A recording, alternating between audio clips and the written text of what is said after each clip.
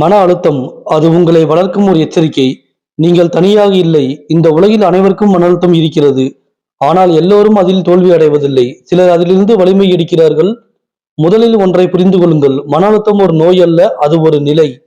அந்த நிலையை நீங்கள் மாற்ற முடியும். இன்று நீங்கள் சோர்வாக இருக்கலாம், ஆனால் நாளை நீங்கள் வெற்றி பெறலாம்.